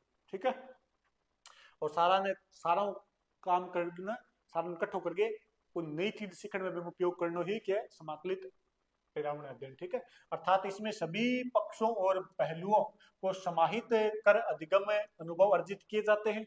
नॉर्मल सी बात है, सारा इकट्ठा करके अपने काम में ले लो। समाकलित पर्यावरण बालक के विकास के सभी आयामों को प्रभावित करता है। समाकलित पर्यावरण अध्ययन शिक्षक की विभिन्न शिक्षण विधियों से संपन्न होता है। ठीक है, तो शिक्षण विधि क्वेश्चन भी एक आधा क्वेश्चन तो थे बता दे। तो ये अपना पूरा का पूरा क्या है, समाकलित पर्यावरण अध्ययन, तो किस प्रकार अपने अधिगम को प्रभावित करता है, किस किस भाग को प्रभावित करता है, अपने पूरा देख लिया। तो क्वेश्चन नंबर नेक्स्ट चले अपने, ये लो क्वेश्चन नंबर 25। क्वेश्चन नंबर 25 हो गया अपने। क्वेश्चन नंबर 25 है कि निम्नलिखित में से सही कूट की पहचान कीजिए। कौन सा कथन सही है वो अपन पहचान करनी है। निम्नलिखित में से सही कूट की क्या करनी है, पहचान, यानी सही कथन बताना है। पहला कथन क्या है, जॉन डीवी तथा किल पैट्रिक उपागम में अधिगम का आधार प्रोजेक्ट होता है, प्रायोजन या प्रोजेक्ट होता है।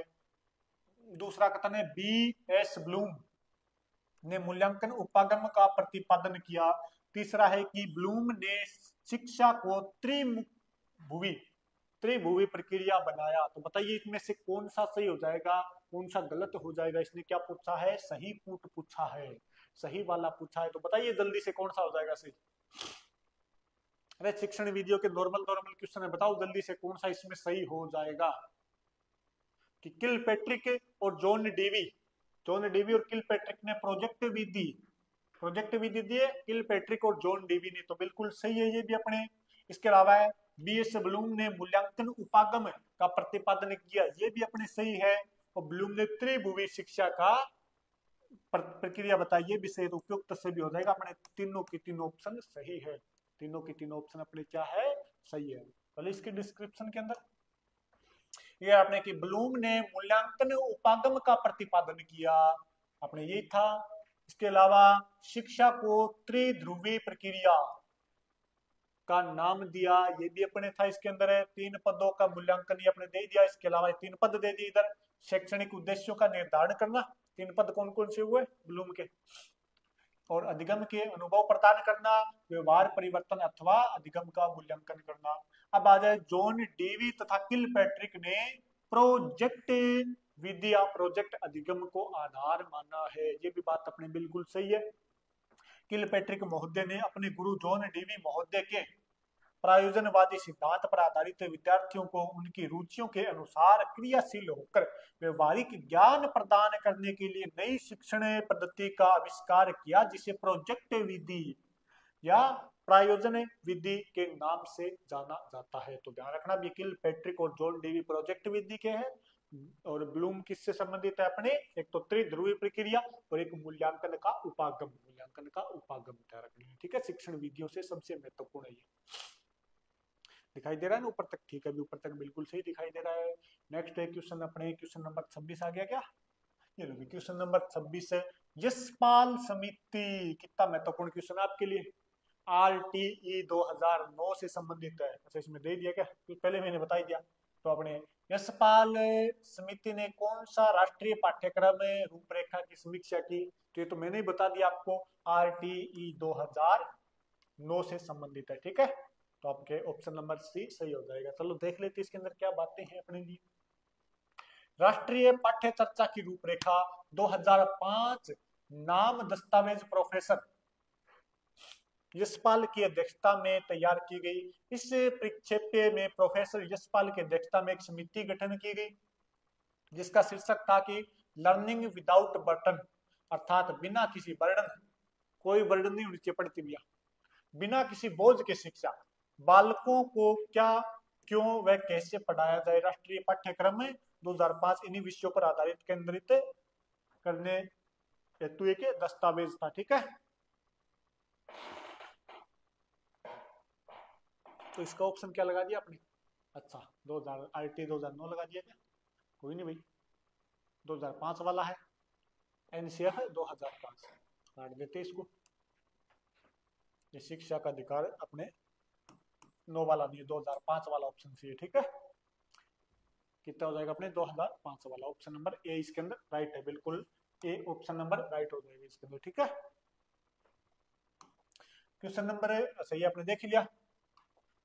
फिर आ जाओ क्वेश्चन नंबर 27। आप एक शिक्षक होने के नाते, यदि आप एक शिक्षक हो, आज नहीं तो कल हो जाओगे, उसी की तैयारी कर रहे हो, आप एक शिक्षक होने के नाते शिक्षण कार्य आरंभ करने से पूर्व बालकों को शिक्षण योग्य उचित वातावरण प्रदान करने के लिए करेंगे। क्या करोगे? समस्याग्रस्त व्यवहार करोगे, उनके लिए समस्या उत्पन्न करोगे, अभी प्रेरणा दोगे, मोटिव करोगे उन्हें, शिक्षण करवाने के लिए जरूरी साधनों का संग्रहण करोगे, चीजें इकट्ठी करोगे भी, क्या किताब चाहिए, पेन चाहिए, चौक चाहिए, डस्टर चाहिए, सभी लेकर आओ, पर्यावरण की विषय वस्तु के लिए उपचारात्मक कार्य करोगे। बताओ भी कौन सा हो जाएगा? बताओ भी इसका आंसर क्या करोगे? इसमें करने वाला पूछ रखा ना। ऑप्शन नंबर आपके क्या है? कितने नंबर क्वेश्चन है? क्वेश्चन नंबर आपके 27। ठीक है, बताओ 27 के अंदर क्या करोगे?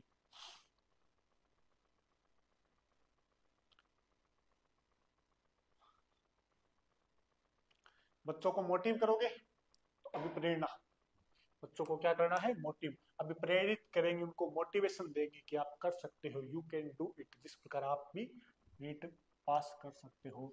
तो कक्ष में चल रही शिक्षण अधिगम प्रक्रिया को सफलता हेतु विप्रेरित की उपस्थिति, अभिप्रेरणा की उपस्थिति आवश्यक है, यानी मोटिवेशन की उपस्थिति आवश्यक है। अभिप्रेरणा के अभाव में शिक्षण कार्य आरंभ नहीं होता। अतः एक शिक्षक शिक्षण कार्य आरंभ करने से पूर्व बालकों को शिक्षण योग्य उचित वातावरण प्रदान करे और अभिप्रेरित करे ताकि वे शिक्षण अधिगम प्रक्रिया को रुचि ले सके। ठीक है, नेक्स्ट है इसमें कि शिक्षण कौशल वह विशिष्ट अनुदेशन प्रक्रिया है जिसे अध्यापक अपनी कक्षा शिक्षण में प्रयोग लाता है। भावी शिक्षण कौशल बालकों को शिक्षण योग्य उचित वातावरण प्रदान करने के लिए जरूरी है जिसमें शिक्षण अधिगम प्रक्रिया प्रभावित होती है। तो अपने ऑप्शन नंबर उसके अंदर है, अभिप्रेरणा वाला ऑप्शन नंबर 2 बिल्कुल सही हो जाएगा। ठीक है, पूरा का पूरा अभिप्रेरणा यानी मोटिवेशन पर आधारित है।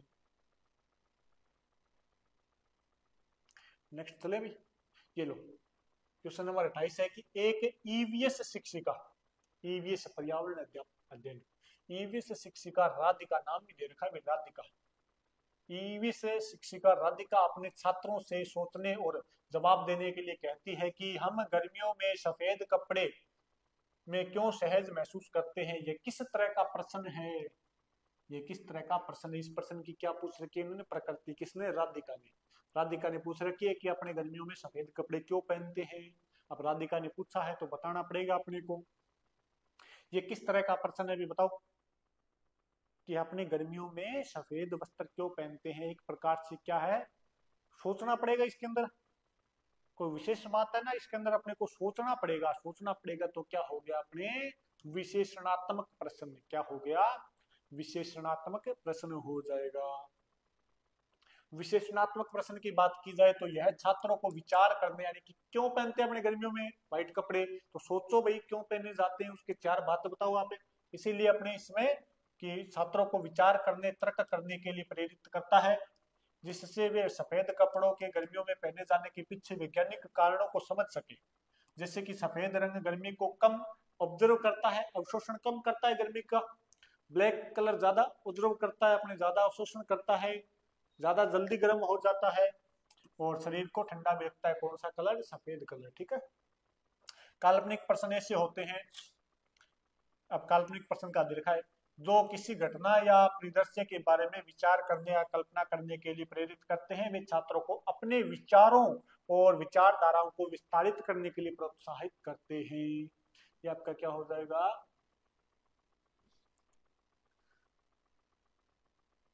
वो आपके क्या हो जाएगा? विशेषणात्मक प्रश्न। यानी कोई विशेष बात के लिए अपने सोचना पड़े कि ऐसा ही क्यों करते हैं, तो वो किस में आ जाएंगे? आपके विशेषणात्मक प्रश्न के अंदर। ठीक है।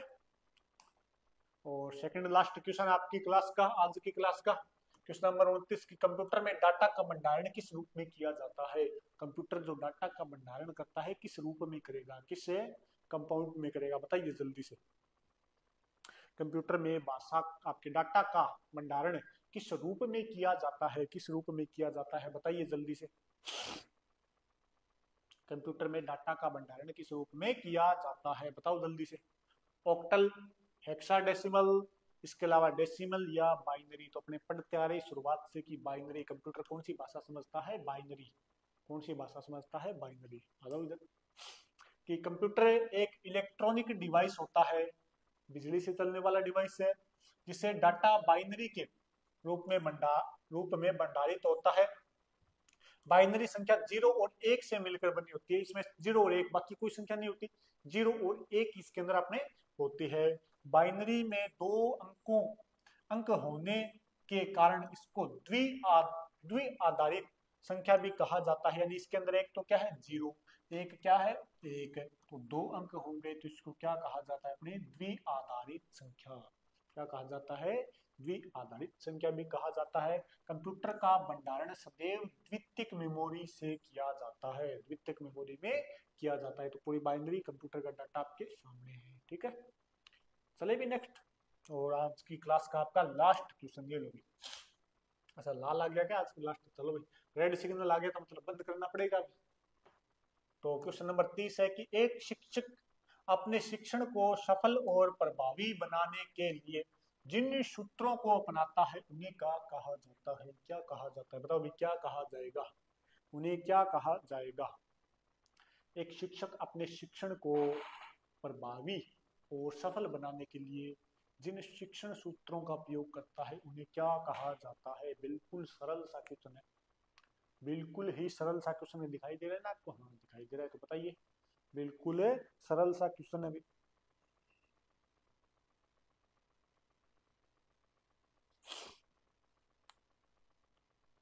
बताइए जल्दी से क्या हुआ इसका आंसर?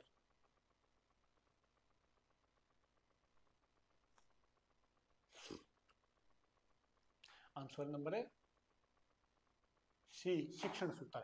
शिक्षा से संबंधित या अपने शिक्षण से संबंधित बना रहा है तो क्या हो गया? शिक्षण सूत्र। ऑप्शन नंबर 3 इसके अंदर आपके सही हो जाएगा। ठीक है।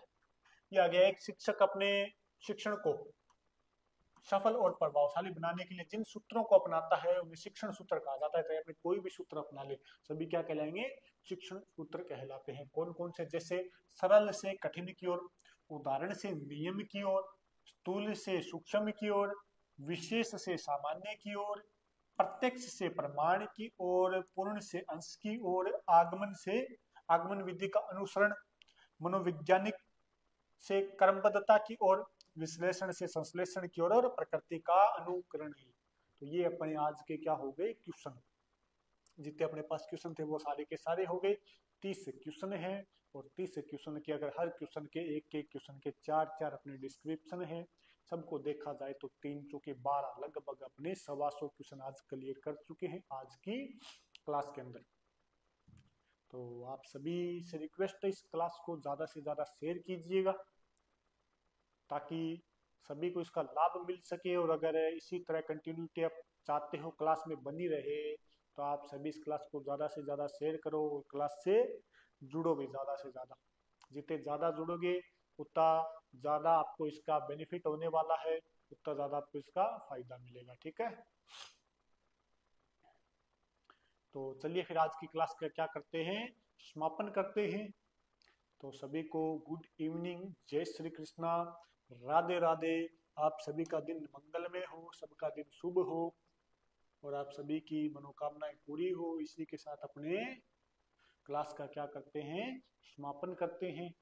और आप सभी से रिक्वेस्ट है कि इस क्लास को ज़्यादा से ज़्यादा शेयर कीजिएगा भी, जितना हो सके इतना ज़्यादा इस क्लास को क्या करो, शेयर करो, ताकि सबको इस क्लास का क्या मिल सके, लाभ मिल सके। कल शाम को 6 बजे, कल शाम को कितने बजे, 6 बजे फिर तैयार हो जाना सभी। ये क्लास अपने मॉडल पेपर 1 हो गया आज अपने एक मॉडल पेपर हुआ है, कल मॉडल पेपर नंबर 2 आएगा। इसी तरह पूरे के पूरे सब्जेक्ट पर आधारित, पूरे के पूरे सब्जेक्ट पर आधारित होगा। और अगर आप इसी तरह जुड़े रहते हो तो अपने लगभग 10 मॉडल पेपर निकालेंगे, 10 बार आपके पूरे के पूरे सिलेबस का क्या हो जाएगा, रिवीजन हो जाएगा। तो अगर आप चाहते हो कि इसी तरह आपका जल्दी से जल्दी रिवीजन हो, जल्दी से जल्दी आपकी क्लासें लगी रहे, तो इस क्लास को कृपया ज़्यादा से ज़्यादा शेयर कीजिएगा।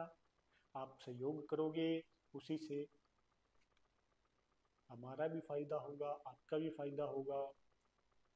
आपका फायदा होगा, रेगुलर क्लास से आएगी, हमारा फायदा होगा, हमें प्रोत्साहन मिलेगा तो हम रेगुलर क्लास से लेंगे। चलिए भी आज की क्लास का समापन करते हैं और आप सबका दिन शुभ हो, मंगलमय हो। सभी को जय हिंद, जय भारत, राधे राधे, जय श्री कृष्णा, जय श्री कृष्णा, जय श्री कृष्णा और गुड। थैंक यू भाई सभी का।